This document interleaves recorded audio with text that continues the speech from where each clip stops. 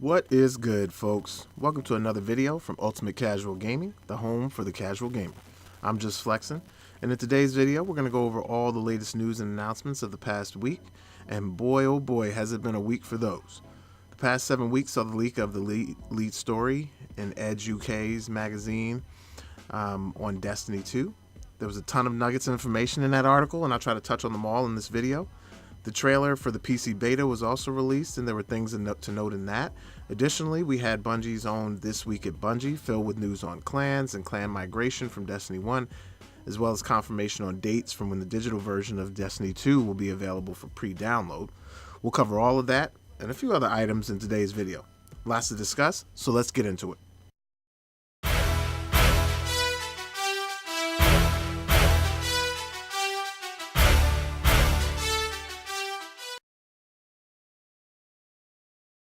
So recently, the UK print edition of Edge magazine had a cover story on Destiny 2 that outlined the experience that their writers had when they had a chance to play the game over the course of approximately 2 whole days.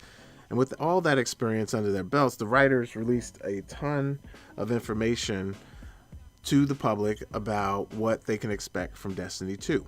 There's a lot to cover here, so I'm going to do my best to get through it all in a timely manner.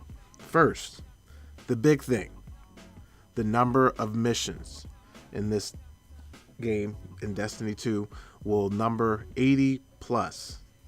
What's more, in the article, the Edge writer said these missions will have clear depth, importance of story, will be challenging, but will also be rewarding. This is very, very exciting to hear as a Destiny fan. We all know, at least those of us who were longtime fans of the original game, that the story was always the one thing that critics could point to say that the game really wasn't a good game. It still has a Metacritic score somewhere around in the 70s, if I'm correct, and most of the criticism was fair. The story was completely disjointed, didn't make a lot of sense, left a ton of holes. But we all know why, if we can remember the Kotaku article. But that said, it seems that Bungie really made it a clear priority. They've said so in communications leading up to this point, that the story was going to be a major, major emphasis, the campaign in particular, and also having a lot of the lore in-game. So it's exciting to hear that Edge, having played the campaign all the way through, was this encouraged by it. They also noted a few other things. First, the beta. The beta did not show everything in terms of like the final build that we'll see in Destiny 2. In particular, things like energy weapons didn't have the proper build. Now, what's interesting here is they noted that energy weapons were supposed to, when matched correctly with the correct energy type, when you defeated an enemy's shield, it would cause an explosion that would do area of effect damage to any other nearby enemies. I know I saw a video from Datto that talked about this, where he did note that this was happening. And in fact, one of the things that's not mentioned in the Edge article that Datto also pointed out was that the kinetic weapons did roughly, I think, 20% more damage than the energy weapons. And the reason that was probably done was to account for the fact that the energy weapons had that area of effect damage to make up for it. So this was something that maybe was present in the beta, but not as I think as impressively or as substantially as they wanted it to be. So maybe it'll be more noticeable in the final version. They also talked about Nightfall strikes being timed, or just strikes in general having timers on them, and that time limit will force players to really think about their loadouts more wisely. In some cases, they may even have lock loadouts. More to come on that. They did give an example of a 13-minute run that they had to do in order to complete it. So that's exciting, really adding a level of difficulty to the Nightfall strike. They also talked about content versus progression. Apparently, at one point, they said that Bungie indicated to them that they had more content in the game than actual progression. Now, they fixed it going into the final build, but the fact that this was an issue for them at any point is really encouraging for Destiny fans, because it really does mean that they've gone out of their way to really think about how much content to put in this game. And it probably means they've slowed down progression a bit in order to account for it. I doubt, or at least our hope is, that they haven't removed content in order to allow for the progression, but instead slowed down progression in order to make up for all of the content. We'll have to see, but that's still really great to hear. Other points were related to weapons and ability cooldowns. In the article, they addressed a lot of the concerns that a lot of us had from the Destiny 2 beta, from when it was live. They confirmed, for example, that the base cooldowns are lower in the final game than they were in the beta, and that the overall power of grenades has been largely increased.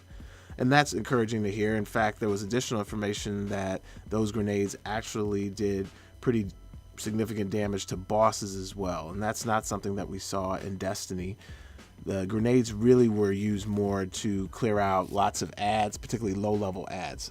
But they were not used, at least a lot of us didn't really use them expecting to do much damage to bosses. So to hear that essentially you have to wait still a bit longer than probably Destiny, but when you do get your grenade, it's going to do some damage.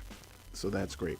The other thing that they noted was about the hunter, and that hunters will have alternate subclass paths that will make them more support friendly.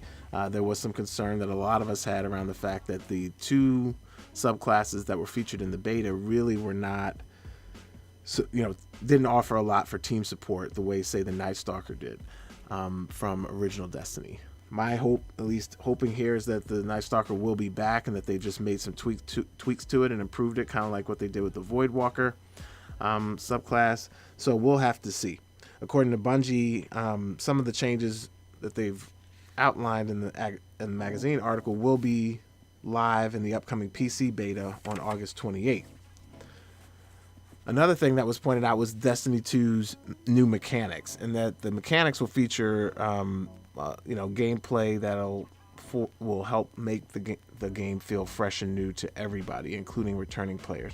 The introduction of lock loadouts will bring an entirely new approach to the game modes for most of us, although we'll have to wait and see which game modes will have it. There is some speculation that obviously raids would be a prime candidate for that. I will say personally that the lock loadout thing, while it's interesting, and for those that like to go in and switch up their weapons and armor during a strike, this could be a challenge for them. I just didn't know many that actually switched to loadouts once they started an activity, unless they really felt that they were at a disadvantage. But for the most part, I know myself, I personally rarely ever go in and change a loadout. I typically put thought in before, even in Destiny, to what I'm going to need, whether I want to have a sniper, whether I want to have a shotgun or anything like that. So this is interesting, and it may offer a challenge for newer players who aren't as familiar with how the weapons may work. And maybe it is challenging for us because we are a new weapon system, and thinking about how heavy weapons or the power weapons will work for us. But I never really envisioned myself going in and out of my loadout, so we'll have to see. Edge did write that about the lock loadouts, that preventing you from changing your weapons or subclass after you load into a mission is also part of it, and that they're requiring you and your fire team to really devise a plan before setting out. And I would agree with that, particularly, again, given the new weapon configuration. And I have changed my subclass, so this is interesting. You can't change the subclass once you're in there. I think that adds a new element. They meaning Bungie, really do want to focus more on skill and coordination than in the original game. Edge reported that bosses are no longer attritional checks on your damage and endurance, but instead tests of skill. Bosses will no longer be bullet sponges, basically, that get protected by waves and waves of enemies, but rather just well-placed ads to keep you moving. The difficulty won't fall on doing damage, but rather creating the opportunity to engage between the leader's attacks and those of his supporting troops. So all this is exciting as well. It looks like they're building on things like the Shield Brothers strike, where If you notice in the Shield Brothers strike, they're well-timed enemies that come in at certain points during that final encounter with the Shield Brothers, but that there are definitely unique mechanics there, with one having the shield and shooting up in the air, the other rushing you. So I think all of that's great, and that's definitely one of my favorite strikes. So it's encouraging to hear that they're going to be doing more than that. More of that. Bungie has also taken strides to force players to make difficult choices when approaching combat, and Luke Smith was quoted as saying, "We want to provide the opportunity and choice that means players can customize themselves more. By doing so, we'll also involve trade-offs and making difficult decisions. Out of the different elements conspires different combinations that leads to strengths and weaknesses for each character." For example, one of the things they mentioned in the article was the Voidwalker's Devour state, which allows them to consume a grenade by holding down the grenade button or killing an enemy with the charge melee. While in this state, kills generate health and recharge grenades. So getting enough kills will allow you to consume another grenade and stay in a state of accelerated health regen. So that's just an awesome way to kind of like think about your build. And in this case, the Voidwalker, depending on how many enemies are there, is essentially going to be unable to be killed during that time. So that's pretty exciting. These types of trade-offs, allow us all to think of different ways to approach gameplay and fit our playstyle. There were some spoilers in here, but nothing I think is major, but feel free to advance forward in the video. One of the things that Edge pointed out was that the sequel is not only designed to appeal to hardened existing players, but also to new ones and those who walked away from the muddled, beautiful mess of a game that launched back in 2014. So it gives us great pleasure to report that, heavens above, Destiny 2's story is not only entertaining, but makes actual sense from beginning to end. So that, again, that's great to hear. They've played it all the way through, and they're saying that it makes a lot of sense and it's entertaining, but also that it appeals to both the hardcore and the new. And our channel is all about appealing to both as well. In particular, making sure that casual gamers feel like they can come into this game and dive right in and become a part of this wonderful community. So many fans are rejoicing at hearing this news from Edge. And while the console beta provided us with the opening mission of the game, which was pretty exciting, I know I enjoyed it, Edge really has given a lot more detail on what happens after you lose your light. You'll start, after that opening mission in the European Dead Zone, you'll head off to the farm where you'll meet a number of NPCs, including the new NPC that we've heard about, Hawthorne. And she will send us towards the shard of the Traveler that fell off during the battle. I think this is interesting because there was some speculation that shard had always been there in the European Dead Zone. We just hadn't been able to explore it. But narrative-wise, it makes more sense that it fell off during the battle and that we get a chance to go there to potentially reclaim our light. And once we get there, we do get our light back, and then we're able to go out and try to help others, particularly members of the Vanguard, get their light back. So makes sense. They did say that to them this all was straightforward. They learned pretty quickly who Gaul was, what his motivations were. You understand who the bad guys are and why they're doing what they're doing. So all of that is very encouraging to hear. The rest of the story, they said, they were 80 plus hours of new story content activities. The side quests were fully voiced, and they contributed to the overall flow of the game. One of the things they did write in the article was there is a far bigger sense of scale, vast open areas with warring factions battling beneath majestic Bungie skyboxes. And that's a recurring theme. And it's impossible to not think of the series from which the studio made its name. Halo, maybe? Especially when put in the controls of a vehicle or three. So that's pretty interesting. That last part, it looks as if Sparrows are not going to be our only way to get around, and that we'll be able to potentially get into some of the tanks that we saw in the trailers. I think Bungie's already confirmed that there are no multiple player transport vehicles like in Halo, so we haven't gotten that.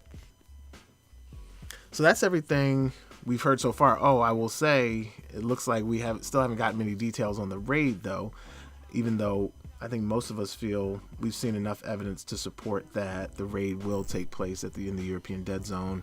I've included some shots here that I've noted from some trailer videos where it's obvious that we're flying into the European Dead Zone, and this shot particularly has 6 ships in it. So And there was other ones where they're descending into some stairs here, where you see more than 3 guardians going in, and the vegetation and so forth looks a lot like the European Dead Zone. So I think we're pretty set on that, but that's all we know.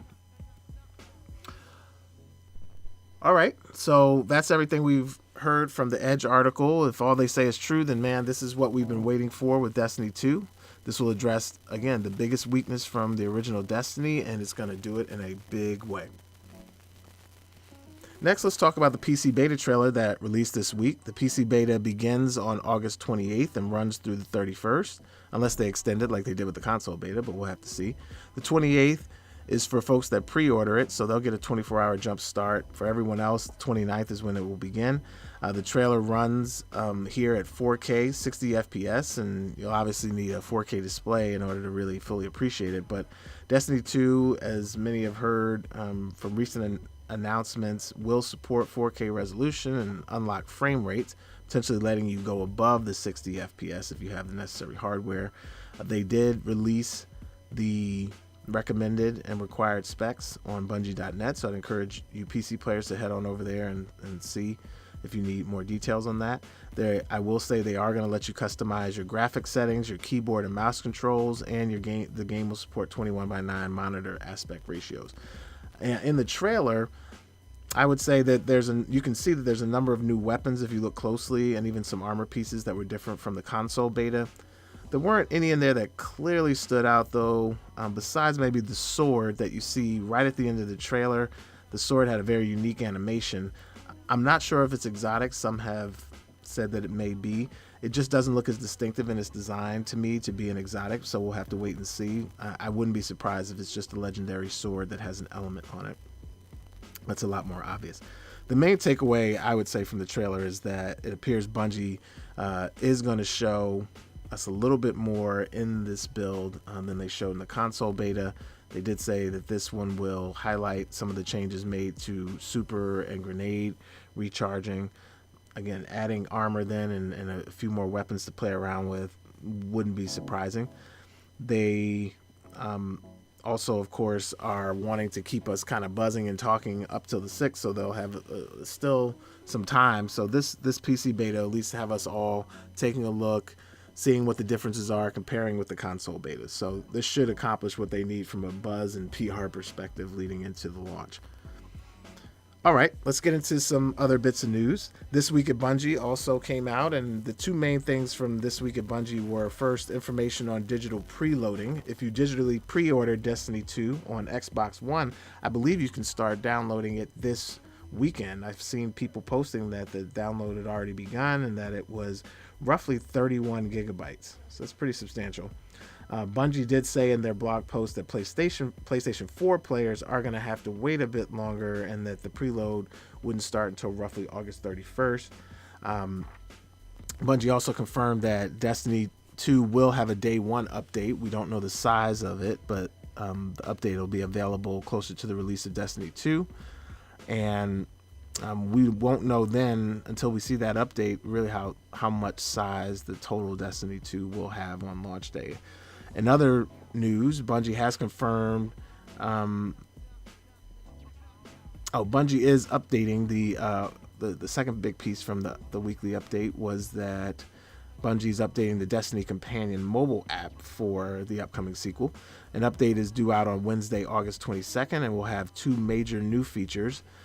First is the Explore tab. They're changing the format of it. They'll have a couple tabs. One will be the Explore tab. That'll have details on all about what's happening in the world of Destiny. Specifically, the tab's going to let you stay up to date with the latest news and updates.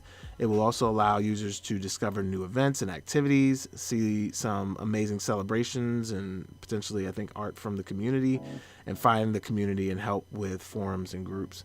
The Destiny Companion app also is going to have the second big part of it, which is clan support. Now, the original Companion app also has clan support, but this looks to be much better. According to Bungie, you can create or join a clan, invite others to play with you from it, and from the app you can also manage your clan's roster, track progression and rewards, and speak to clan members through text chat. You'll also be able to create your unique banner for your clan. These new features also are going to be added to the current companion app's existing functionalities, such as the ability to manage your gear, recruitment for fire teams, profile management, and support services. So that's all on This Week at Bungie. Those are the two major things. In other news, and I know I'm probably really late with this, everybody's pretty aware, but I did want to point out the three so far marketing promotional tie-ins that Destiny 2 has.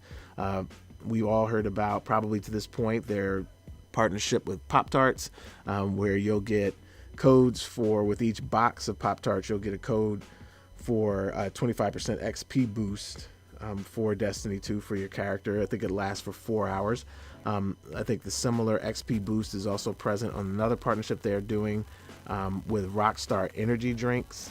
And then finally, we just saw recently the newly redone Destiny 2 control freaks that are going to go on your thumbstick. It's going to have like a ghost design to it and a hybrid thumb surface, so your thumb will get some increased grip, at least according to their information. I use control freaks. I think they're great. So hopefully I'll get a chance to get a pair of these and give them a try. Another note, for those that are going to Gamescom, Bungie teased that with the Destiny 2 release coming soon, they're not finished making announcements, and it seems they're going to be making an announcement at Gamescom. They were quoted as saying, "For the hardcore Guardian who has heard everything we've said about Destiny 2, we'll have some new details for you to chase, like a glowing engram." Gamescom runs next week, starting on the 23rd and goes through the 26th.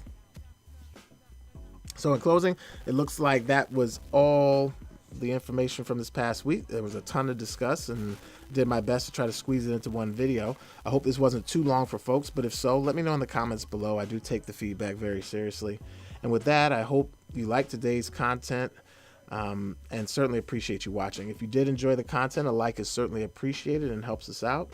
Of course, if you want more content on Destiny 2 and other great games for casual gamers, remember to hit that subscribe button and click on the bell next to it to get notifications when we post new videos. That's all for now. A sincere thanks to all you gamers out there, and of course to all the filthy casuals. Let's go and get our game on.